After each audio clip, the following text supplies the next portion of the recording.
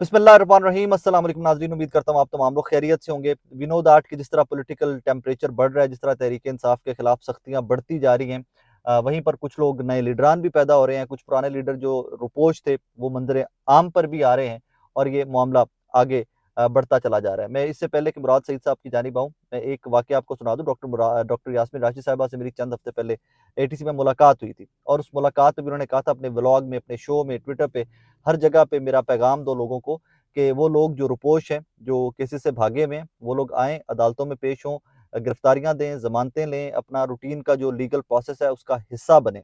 मैंने कैटेगोरिकली 2-3 दफ़ा लोगों की मौजूदगी में उनसे पूछा, मैंने कहा डॉक्टर साहब आप कह रही हैं कि वो तमाम लोग जो पाकिस्तान तहरीक-ए-इंसाफ के टिकट पर इलेक्शन लड़ना चाहते हैं, वो गिरफ्तारियाँ दे दें। शी सेड येस, जब तक गिरफ्तार नहीं होंगे, जब तक ज़मानतें नहीं लेंगे, जब तक लीगल प्रोसेस का हिस्सा नहीं बनेंगे, इलेक्शन नहीं लड़ सकेंगे। और मेरे सामने डॉक्टर यास्मीन राशिद साहिबा ने अपने वकला को भी ये इंस्ट्रक्शन दी कि फलां को कॉल करो, फलां को कॉल करो, उसको मेरा पैगाम दो कि वो गिरफ्तारी दे या जमानतें ले या अदालतों में आए लीगल प्रोसेस का हिस्सा ले। इसी तरह की एक बहुत बड़ी खबर है मंजर आम पे आने की, मुराद सईद साहब को लेकर। मुराद सईद साहब केपीके से पाकिस्तान तहरीक इंसाफ के रहनुमा टीयर 1 के लीडर हैं, बड़े शोला बयान हैं, बड़ा अच्छा बोलते हैं और नौजवानों की पल्स को समझते हैं केपीके के स्पेशली। आज उनके वालिद ने उनके मंजर आम पर आने के लिए हिकमत अमली इख्तियार कर ली है, उसके ऊपर काम का आगाज कर दिया गया है। कहानी क्या है जनाब, मैं आपके सामने रख देता हूँ। आज मुराद सईद साहब के वालिद जो हैं, उन्होंने पेशावर हाई कोर्ट से रुजू किया है कि मेरे बेटे के खिलाफ जितने केसेस हैं उनकी तफसीलात दी जाए और उनको जमानत दी जाए, जितने केसेस उनके ऊपर हैं। ये दो प्ली हैं जो वो लेकर चले हैं कि जनाब वाला, इसका मतलब ये है कि डॉक्टर मुराद सईद जो है वो अब मंजर आम पर आने वाले हैं किसी भी दिन, किसी भी मोमेंट। मुराद सईद जो हैं वो रुपोश हैं काफ़ी अरसे से, कासिम सूरी, मुराद सईद साहब, काफ़ी लोग अभी रुपोश हैं। तो मुराद सईद साहब जो हैं वो अब कह सकते हैं कि अब किसी भी मोमेंट वो मंजर आम पर आ सकते हैं, बिकॉज़ उनकी वकला की टीम ने आज उनके वालिद की सरबराही में उनके वालिद के साथ मिलकर पेशावर हाई कोर्ट से रुजू कर लिया है। एक वीडियो भी आई थी जो जिसमें रोका जा रहा है वकला को पेशावर हाई कोर्ट में एंटर होने से। और क्योंकि मैं तो पश्तूनी बहुत ज़्यादा समझता, तो कुछ दोस्तों ने मुझे बताया कि जनाब ये जो अपील्स कर रहे थे ट्रिब्यूनल में, अपील करने वाले जज वकला थे, ये वो थे।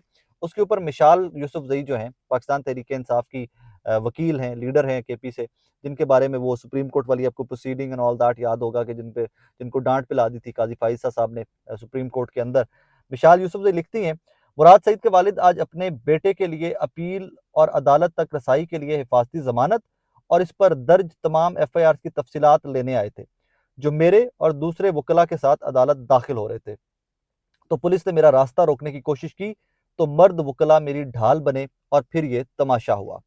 खैबर पख्तूनख्वा बार काउंसिल के मेंबर अली जमान साहब, पिशावर हाई कोर्ट के सदर तारिक अफरीदी साहब, जनरल सेक्रेटरी लाजबर साहब का खुसूसी शुक्रिया, जो आज मेरे और दूसरे वकला की हिफाजत और काले कोर्ट के तकद्दुस के लिए खड़े हुए हैं। और मुराद सईद की दरख्वास्त आज जमा हो गई है और वो अदालती रिकॉर्ड पर आ गए हैं। हमारी जद्दोजहद पाकिस्तान में रूल ऑफ लॉ कायम होने तक जारी रहेगी। वो वकला इत्तेहाद जिंदाबाद। ये लिखा है मिशाल यूसुफजई साहिबा ने। ये भी उस टीम का हिस्सा है जो मुराद सईद साहब के लिए रिलीफ या अदालत तक लाने के लिए, मंजर आम पर लाने के लिए कोशा है। अब इससे थोड़ा सा आगे चलिए। एक तरफ तो ये वो लोग हैं कि जो अभी तक रुपोश हैं, जो पेश होना चाहते हैं, जो अदालतों का सामना करना चाहते हैं, जो प्रैक्टिकल पॉलिटिक्स का हिस्सा बनना चाहते हैं। इनके नॉमिनेशन पेपर रिजेक्ट करना, वो कहानी पीछे रह गई हुई है। अब एट फास्ट फॉरवर्ड आगे चलते जाइए। इसमें एक दो और डेवलपमेंट्स हैं और उन्हीं डेवलपमेंट्स को इस डेवलपमेंट के साथ आप मिला लीजिएगा, आपको बेहतर पिक्चर की समझ आ जाएगी करंट पॉलिटिकल सिनेरियो हमारा पाकिस्तान का जा किस तरफ रहा है। अदालत ने 50 के करीब, 51 के करीब पाकिस्तान तहरीक इंसाफ के जो रहनुमा है, जो ऑन द रन है, जो ऑन द लूज है, जो भी गिरफ्तार नहीं हुए या जिन्होंने गिरफ्तारी नहीं दी है, जो लीगल प्रोसेस का हिस्सा अभी तक नहीं बन सके, उनकी जायदादें जब्त करके उन्हें इश्तिहारी करार देने का हुक्म दे दिया है। ये बहुत बड़ी खबर है। दो कि इसमें इस तरह का हुक्म इसहाक डार साहब के लिए भी माजी में है, और भी बहुत सारे सियासी रहनुमा हैं और सियासी जमातों के जिनके लिए इस तरह के हुक्म आते रहे हैं। मैं इन दोनों खबरों को जोड़कर आपके सामने रख रहा हूँ कि अब प्रोसेस का हिस्सा बनना चाहिए तहरीक इंसाफ को या नहीं बनना चाहिए, और अगर नहीं बनते तहरीक इंसाफ के रुपोश रहनुमा लीगल प्रोसेस का हिस्सा, तो व्हाट नेक्स्ट, मैं उसका भी आपको थोड़ी सी पिक्चर आगे चल के रख देता हूँ आपके सामने।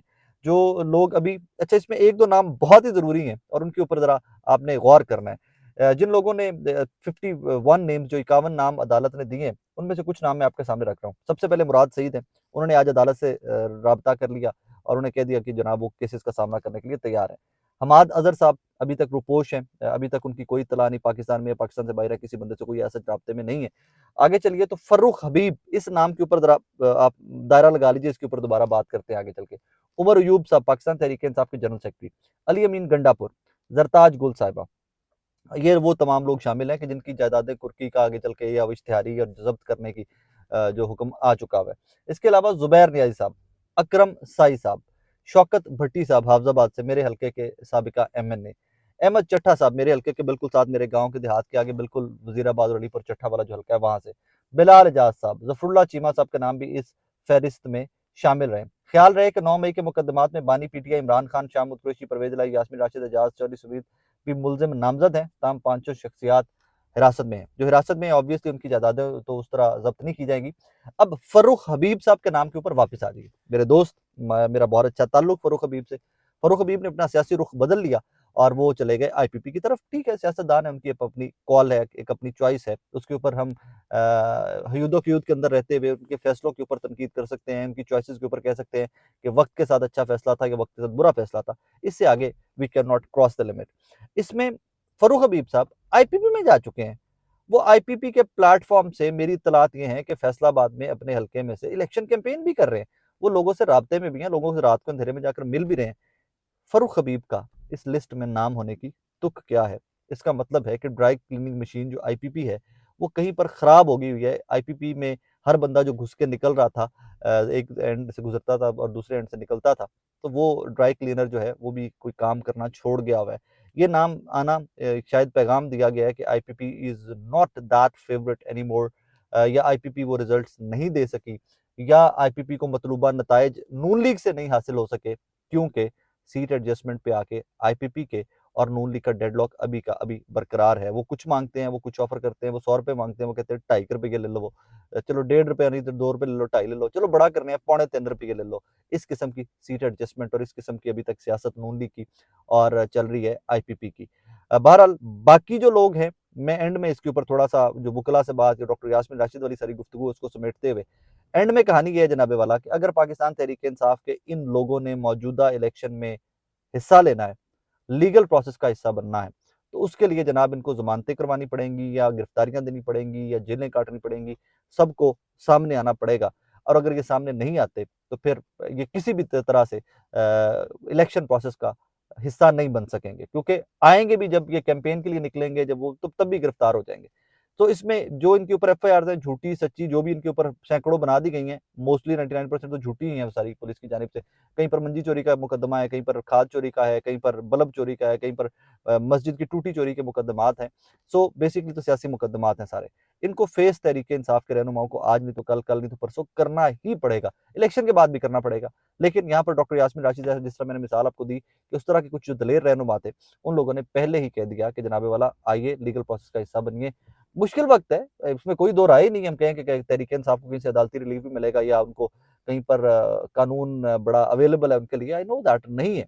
लेकिन लीडरशिप इसी तरह के एटमॉस्फेयर, इसी तरह के सर्कमस्टांसेस में पनपती है और लोग ग्रो करते हैं।